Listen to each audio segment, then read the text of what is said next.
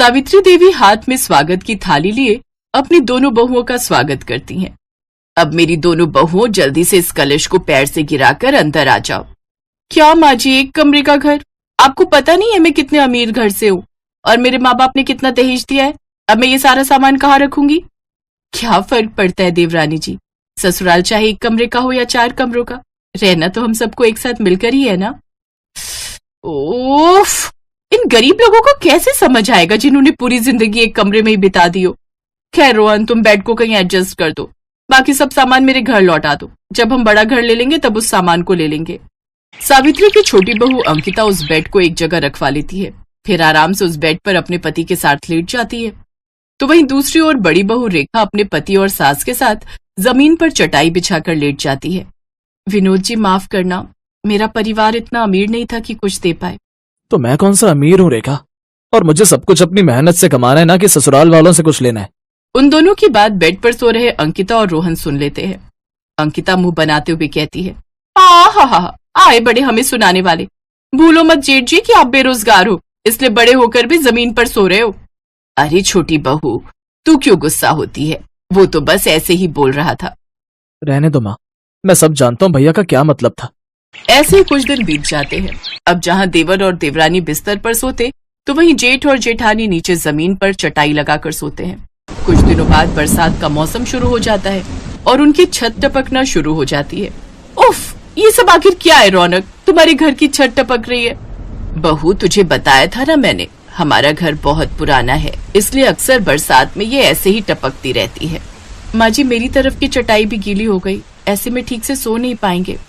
बहू, तू मेरी तरफ आकर सो जा, इस तरफ सूखा है।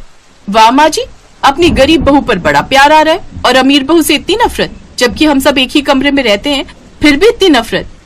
तुम बेड पर सोई हो इसलिए कह रही हूँ इसे छोटी बहू। ठीक है, सुनो जी, कल सुबह होते ही तुम अपनी तरफ की छत और दीवार पक्की करवा लेना।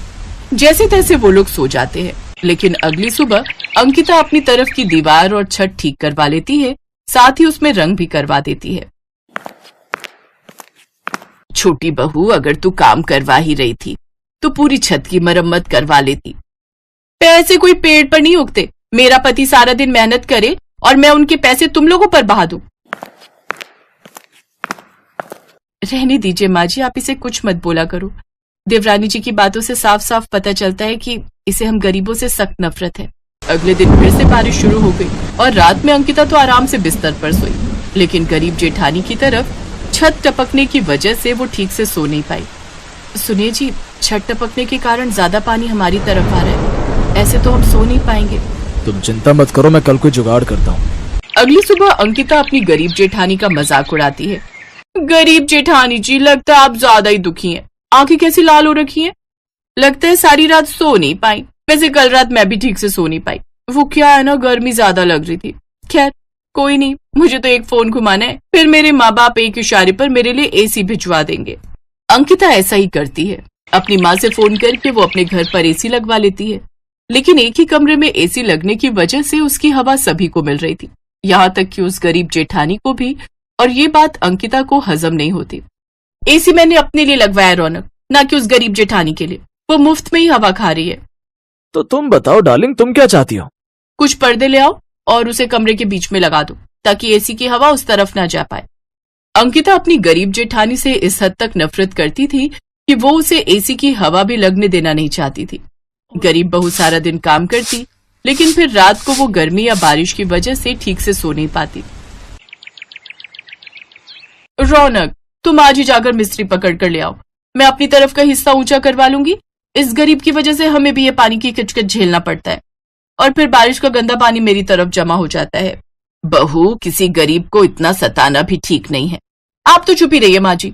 अच्छा रौनक, आज ना मेरा समोसे खाने का बड़ा मन कर रहा है, तुम बाहर से हम दोनों के लिए ले आओ ना। हाँ, मैं अभी ले आता हूँ। फिर शाम को तेज बारिश होती है, जिससे घर में पानी भर जाता है। उधर चूल्हा गीला होने के कारण गरीब बहू खाना नहीं बना पाती और उन तीनों को भूखा ही सोना पड़ता है। ये देख देवरानी कहती है, गरीब लोगों के साथ ऐसा ही होता है। अब बस भी कर छोटी बहू, तू अमीर है इसका मतलब ये नहीं हमारी बार बार बेइज्जती करेगी। ऐसे ही दिन बीतते हैं। एक रोज रौनक ऑफिस से घर लौट रहा था तो गड्ढे में उसका पैर फंस जाता है। जिस वजह से उसके पैर में काफी चोट आ जाती है और अब वो बिस्तर पकड़ लेता है और अब वो नौकरी पर भी नहीं जा पाता।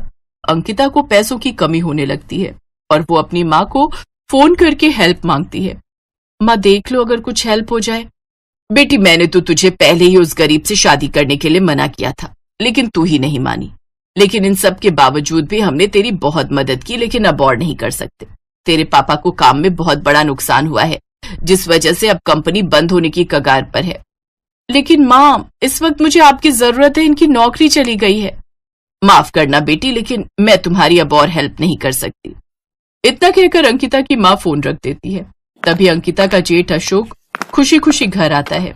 रेखा, माँ, बहुत बड़ी खुशखबरी है। मुझे एक अच्छी जगह नौकरी मिल गई है और तनख्वाह भी डबल है। अरे वाह, ये तो बहुत ही अच्छी बात है। जीते रहो बेटा, अब हमें किसी के आगे नहीं झुकना पड़ेगा और ना किसी की बातें सुननी पड़ेंगी। ये सुनकर अंकिता को अपनी गलती का एहसास होता है और वो उन सब से माफी मांगती है। मुझे माफ कर दीजिए, मैंने अपनी अमीरी के घमंड में आकर ना जाने आप लोगों को क्या क्या कहा, लेकिन अब मुझे मेरी गलती का एहसास हो गया है। कोई बात नहीं देवरानी जी, एक घर में 4 बर्तन रहेंगे तो खटकेंगे ही। तुम्हें अपनी गलती का एहसास हो गया, यही काफी है। और वैसे भी हम सब एक घर एक कमरे में रहते हैं, तो हमारे बीच कितनी भी दूरियां आए, लेकिन मुसीबत की घड़ी में हमारा सब परिवार एक ही है। और अपने काम नहीं आएंगे तो कौन आएगा। इस तरह पूरा परिवार एक हो जाता है और सारी मुसीबतों का सामना एक साथ करते हैं।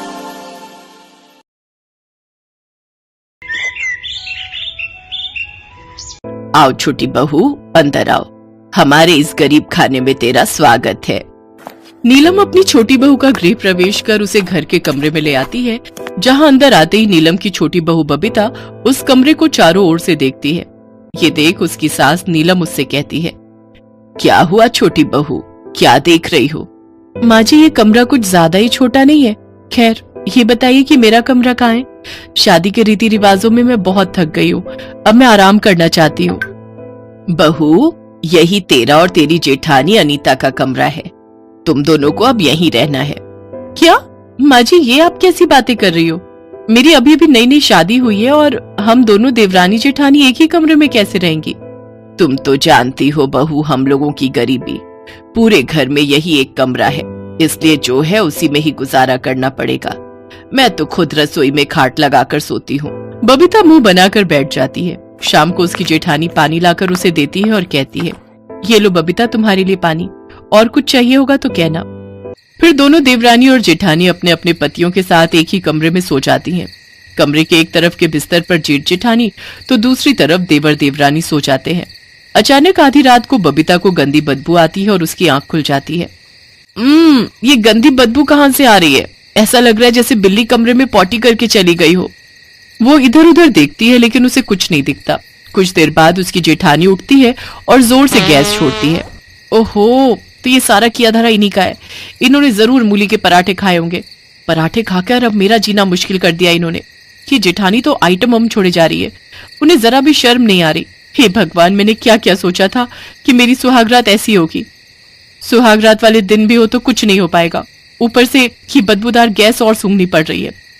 तभी जेठानी की आंख खुल जाती है और वो कहती है, अरे क्या हुआ देवरानी जी, तुम सोई नहीं?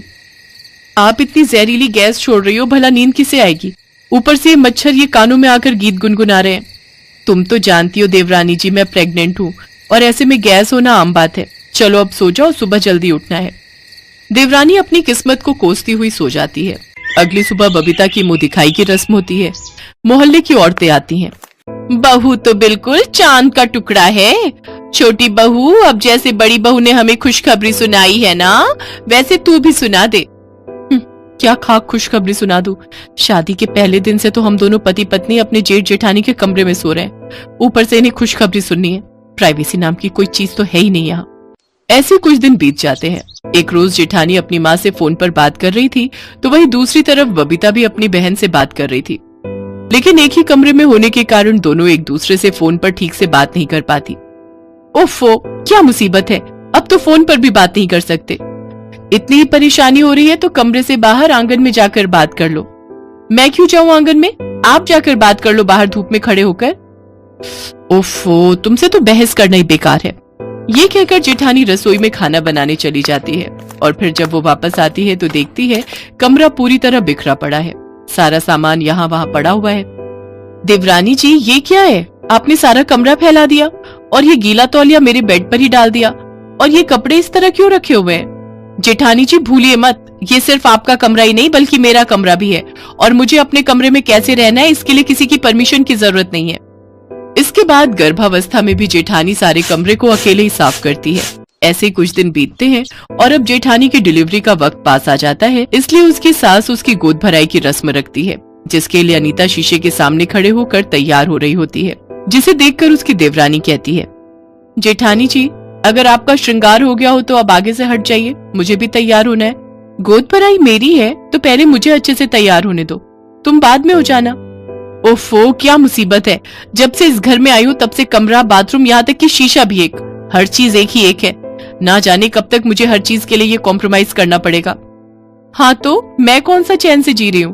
पहले मैं कितने आराम से अपने कमरे में रहती थी, लेकिन जब से तुम आई हो मेरे कमरे का तो हुलिया ही बिगड़ गया है। सारा दिन गंदा करके रखती हो, रहती तुम भी हो लेकिन सफाई अकेली मैं ही करती हूँ। अच्छा, तो ये क्या सिर्फ आपका ही कमरा है? अरे मेरा भी इस पर उतना ही हक है जितना आपका। बातों ही बातों में दोनों की बहसबाजी इतनी बढ़ जाती है कि दोनों के बीच झगड़ा शुरू हो जाता है, और इन सब के चलते अनीता को गलती से धक्का लग जाता है, जिसमें वो पेट के बल गिरने ही वाली होती है कि तभी उसका पति नरेश आ जाता है और वो उसे संभाल लेता है। भगवान का लाख लाख शुक्र है जो तुम गिरने से बच गई, नहीं तो आज अनर्थ ही हो जाता। अगर अभी मेरा बेटा यहाँ नहीं आया होता तो चोट लगने के कारण इस नन्ही सी जान को कुछ भी हो सकता था। अरे तुम दोनों को अपना ना सही, आने वाले इस बच्चे के बारे में तो सोचना चाहिए था। मैं मानती हूँ कि एक कमरा होने के कारण तुम्हें ये सब परेशानियां हो रही हैं, लेकिन इसका मतलब ये नहीं कि तुम हाथापाई पर उतर आओ। कम से कम तुम लोगों को इतना तो समझना चाहिए कि अभी हम लोग गरीब हैं और अभी कमरा ले नहीं सकते, लेकिन मेरे दोनों बेटे सारा दिन मेहनत तो कर रहे हैं, धीरे धीरे वो कमरा ले लेंगे। हमें माफ कर दीजिए माँ जी, हमसे गलती हो गई, अब हम ऐसा नहीं करेंगे। हाँ माँ जी। तभी बड़ा बेटा नरेश कहता है, आप सब चिंता मत कीजिए, हमने जमीन खरीद ली है और बहुत जल्द उसमें 3 कमरे भी बनवा देंगे। हाँ, हमने सोचा था घर बनने के बाद आप तीनों को सरप्राइज देंगे। आप लोग चिंता ना करें, अब हमारी परेशानी बहुत जल्द खत्म हो जाएगी। ये सुनकर तीनों सास बहू बहुत खुश होती हैं। अब दोनों देवरानी जेठानी एक दूसरे के साथ घुलना मिलना शुरू कर देती हैं और उनके बीच एक कमरे को लेकर लड़ाई भी खत्म हो जाती है। कुछ दिन बाद उनका घर भी बनकर तैयार हो जाता है और वो सब अलग अलग कमरे में खुशी खुशी रहने लगते हैं।